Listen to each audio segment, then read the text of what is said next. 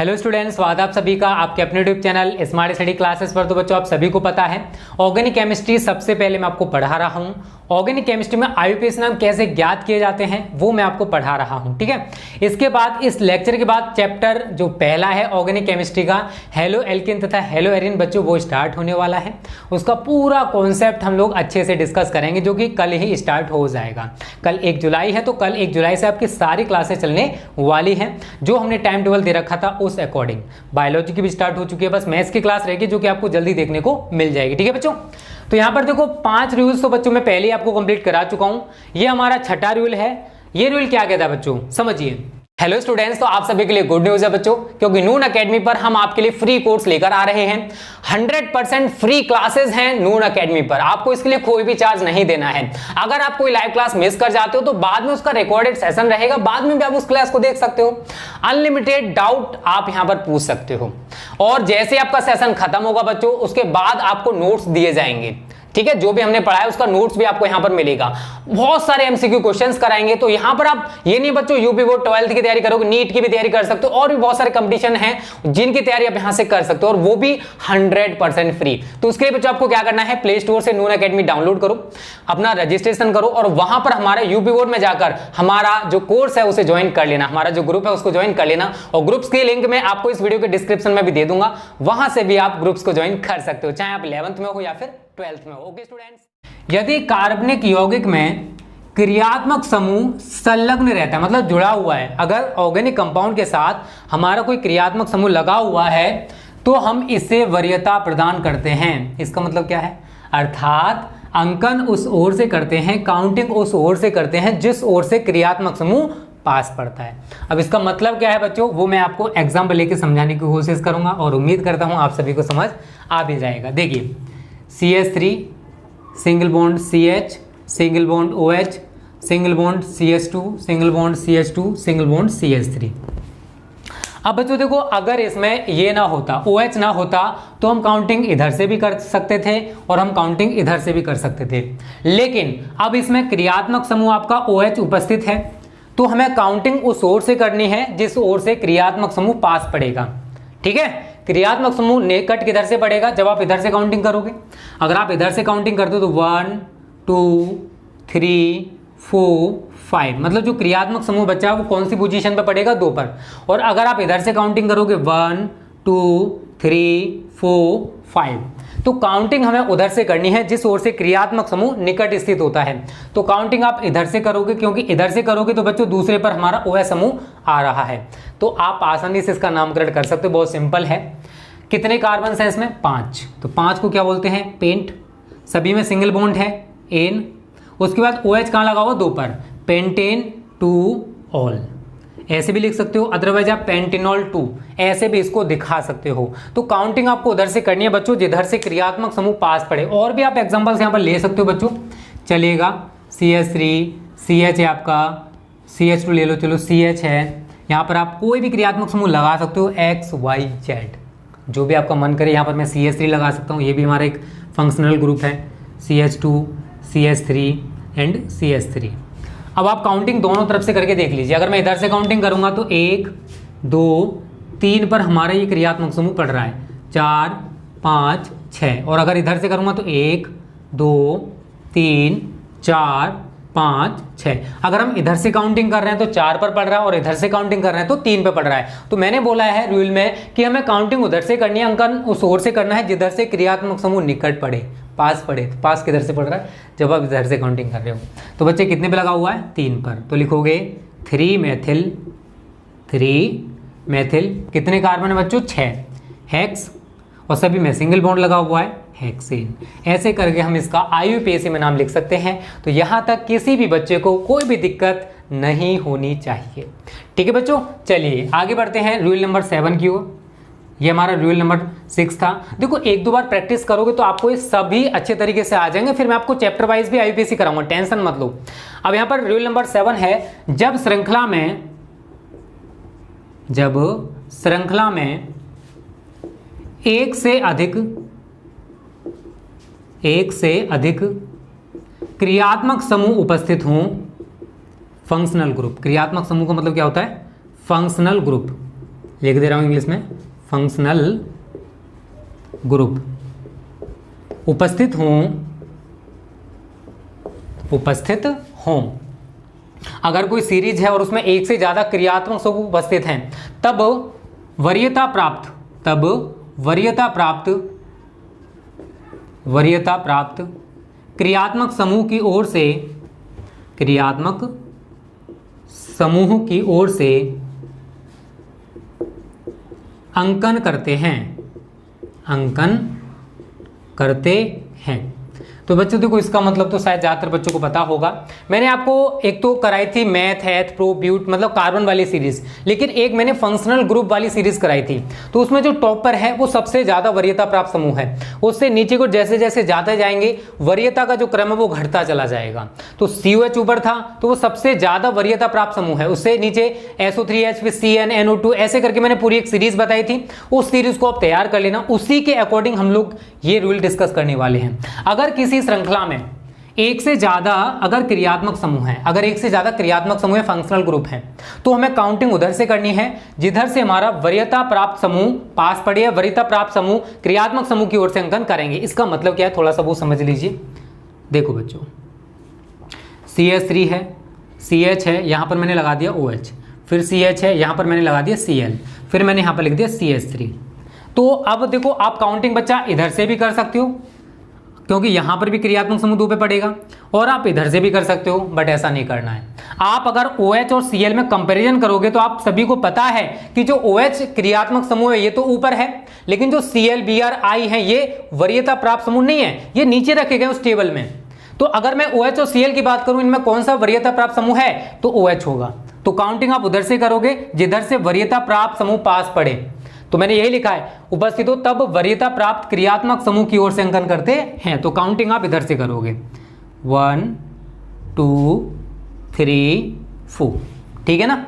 अब ये 3 पे लगा हुआ है तो आप इसका नामकरण कर सकते हो 3 क्लोरो, कितने कार्बन है बच्चा 4, ब्यूटेन, ब्यूट हो जाएगा, सिंगल बॉन्ड लगाओगे तो ब्यूटेन, कहां पर लगा हुआ है 2 पर, 2 ऑल या ब्यूटेनॉल 2, कैसे भी इसका नामकरण कर सकते हो। तो हम वरीयता प्राप्त क्रियात्मक समूह की ओर से अंकन करते हैं। एक और एग्जांपल बच्चा मैं यहां पर दिखा सकता हूं, CH3 है आपका, यहां पर CH है, सपोज करिए मैंने इसके साथ NH2 लगा दिया, या फिर कोई भी Cl लगा दीजिए, कुछ भी लगा सकते हो, COH लगा दीजिए, चलो मैं यहां पर COH लगा दे रहा हूं, या CHO लगा सकता हूं। देखो जितने बहुत सारे क्रियात्मक समूह आप कोई भी वहां पर लगा सकते हो, हमें बस तरीका सीखना है। हमें क्या करना है, तरीका। अब मैं यहां पर CH3 लगा दिया, सपोज करो मैं यहाँ पर CH लगाऊंगा, फिर मैंने यहाँ पर Cl लगा दिया, फिर मैं यहाँ पर CH लगाऊंगा, फिर मैंने यहाँ पर लगा दिया OH, फिर मैंने यहाँ पर लगा दिया CH3।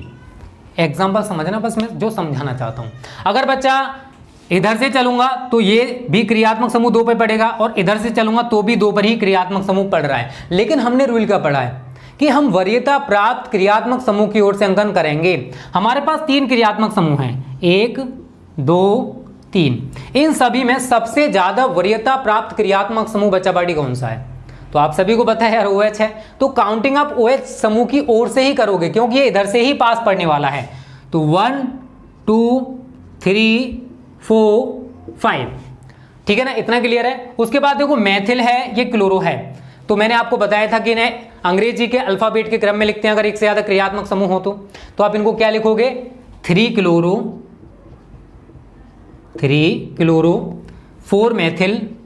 4 मैथिल, कितने कार्बन आपको दिखाई दे रहे हैं इसमें, 5 को क्या बोलते हैं, पेंट, और सभी में सिंगल बॉन्ड है तो पेंटेन हो जाएगा।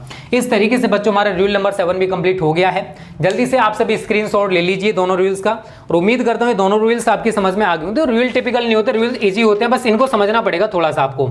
1-2 बार आप प्रैक्टिस करोगे तो आपको अच्छे से तैयार हो जाएंगे, इतना मैं आप सभी से कह सकता हूँ। तो सभी बच्चे स्क्रीनशॉट ले लीजिए, फिर मैं इसको मिटा दे रहा हूँ।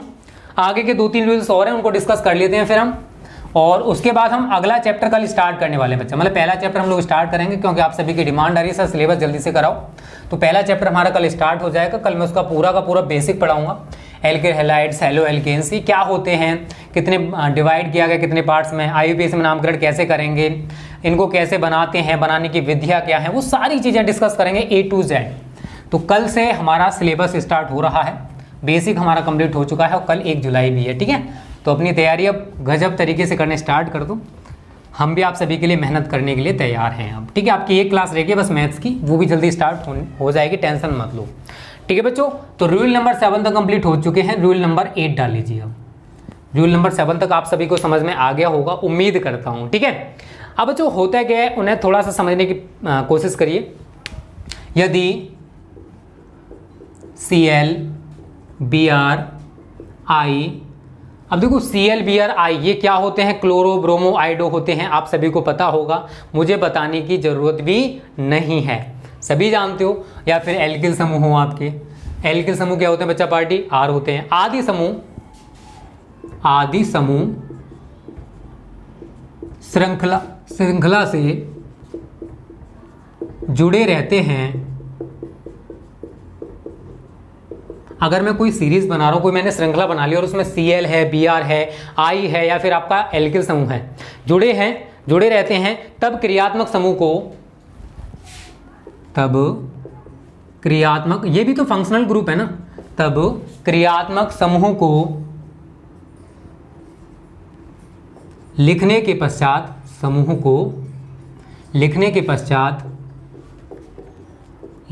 पश्चात कार्बन की संख्या को लिखते हैं। देखो इसका मतलब क्या है, बहुत ही इजी है, कुछ भी नहीं है। या कार्बन की संख्या या श्रृंखला लिख सकते हो, कार्बन की श्रृंखला को लिखते हैं,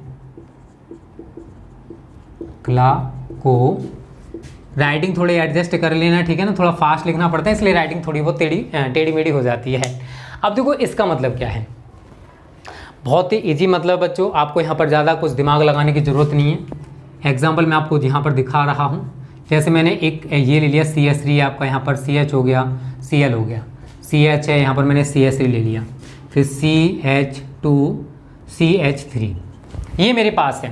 तो बच्चों होता क्या है, अगर कोई सीरीज है उसमें Cl लगा हुआ है, CH3 लगा हुआ है, C2H5 लगा हुआ है, I लगा हुआ, Br लगा हुआ है, अगर ये सभी लगे हुए हैं, इनके साथ और भी हो सकते हैं जिनको हम लोग प्रीफिक्स के रूप में यूज करते हैं, अगर ये लगे हुए हैं तो क्या होता है कि हम पहले इनको लिखते हैं, उसके बाद कार्बन की श्रृंखला को लिखते हैं। मतलब क्या हो बच्चा, जैसे मैं काउंटिंग इधर से करूंगा क्योंकि इधर से पास में पड़ेगा, ये 1 2 3 4 5, ठीक है ना। तो ये 2 पे पड़ रहा है, तो मैं पहले Cl और CH3 की कंडीशन दिखाऊंगा। मैंने बोला है ना कि अगर Cl है, Br है, I है, कोई एल्किल समूह है, अगर ये श्रृंखला से जुड़े हुए हैं, तब क्रियात्मक समूह को लिखने पहले हमें इन्हीं क्रियात्मक समूह को लिखना पड़ेगा। तो Cl है क्लोरो, CH3 है मैथिल, कितने पे लगाओ 2 पर, तो 2 क्लोरो या 2 क्लोरो, 3 पर CH3 है तो 3 मैथिल, कितने कार्बन है बच्चा, फिर मैंने बोला है ना कार्बन की श्रृंखला को लिखते हैं। तो पहले हमने Cl और CH3 की कंडीशन को दिखा दिया, उसके बाद हमने कार्बन की श्रृंखला को लिखा, कितने कार्बन से 5, तो मैं लिखूंगा पेंटेन। तो ये रटने वाली चीजें नहीं है बच्चा, रूल है, समझना पड़ेगा। आप आसानी से इसको समझ भी सकते हो कि अगर Cl है, Br है, I है, कोई एल्किल समूह या फिर और भी ऐसे फंक्शनल ग्रुप हो सकते हैं जिनको हमें पहले लिखना पड़ेगा, उसके बाद कार्बन की श्रृंखला को लिखते हैं। ईजी है, टिपिकल नहीं है, टेंशन मत लो, ठीक है बच्चों, इतना क्लियर है। ये हमारा रूल नंबर 8 है। अब बात करते हैं rule number 9 and rule number 10 की। इनको थोड़ा सही तरह समझने की कोशिश करना, क्योंकि यहाँ पर इनको समझना थोड़ा सा ज़्यादा जरूर है, ठीक है ना। यहाँ लिखोगे जब श्रृंखला में अगर कोई हमारे पास सीरीज है, अगर कोई श्रृंखला है, OH के साथ, OH समूह के साथ कोई वरीयता प्राप्त समूह स्थित है, कोई वरीयता प्राप्त समूह स्थित हो, तब इसे ऑल के स्थान पर हाइड्रोक्सी लिखते हैं। इतना अपने दिमाग में फीड कर लेना, हाइड्रोक्सी लिखते हैं। और इसे फिर देखो पूर्व लग्न के रूप में लिखा जाएगा, ये अनुलग्न नहीं आएगा, ये पूर्व लग्न आएगा। फिर मतलब पहले लिखेंगे हम लोग, कार्बन की श्रृंखला के साथ नहीं लिखेंगे। अगर आपने पढ़ा तो pentane two ol, pentanol two, ऐसे करके लिखते थे, मतलब कार्बन की श्रृंखला के साथ लिखते थे। बट अब ऐसा नहीं होने वाला है, समझिए। बहुत ही अच्छा रूल है, इसको बस थोड़ा समझने का प्रयास करना बच्चा। जैसे मैंने यहाँ पर ले लिया CH3 है, CH2 CH, मैंने यहाँ पर OH लगा दिया, फिर मैंने यहाँ CH2 लिख दिया, फिर मैंने यहाँ पर COH लिख दिया।